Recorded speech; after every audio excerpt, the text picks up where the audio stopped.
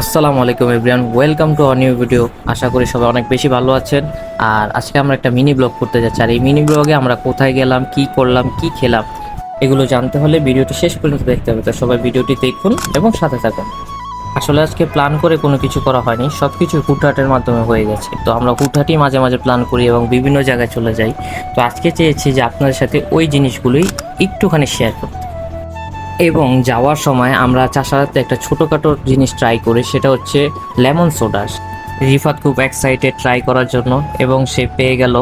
এই যে এখন সে ট্রাই করবে, এই যে এখন আমিও ট্রাই করছি। খুব টেস্ট।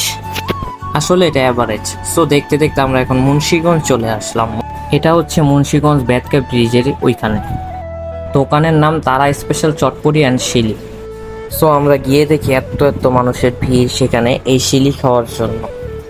এদিকে রিফাত সিরিয়াল দিবে, ওয়েট করছে কিভাবে দেওয়া যায়, আর আমি ওর ভিডিও নিচ্ছি। এখানে কাস্টমারগুলোকে অনেকক্ষণ ধরে দাঁড়িয়েছে, 1-1.5 ঘন্টা করে এক একজন।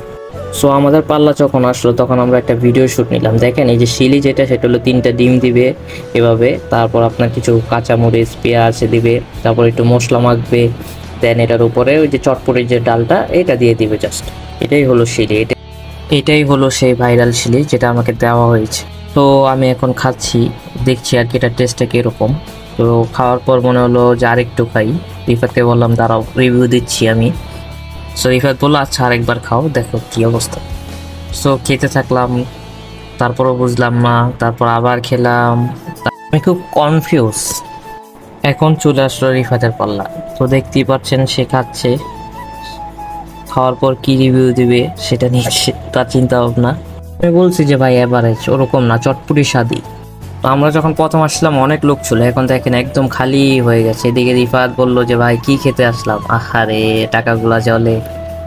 সো গরম, এই জন্য পানি খাচ্ছি, ঝালের জন্য না, কেউ আবার এটা মনে করেন না। সো আমি এখন রিফাতকে বললাম ভাই যা হয়েছে জাগা, সামনের দিকে আজ্ঞা।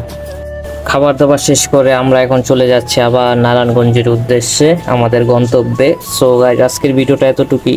ভিডিওটি যদি আপনাদের কাছে ভালো লাগে তাহলে লাইক, কমেন্ট, শেয়ার, সাবস্ক্রাইব করবেন এবং দেখা হবে পরবর্তী কোনো একটা ভিডিওতে। আল্লাহ হাফেজ।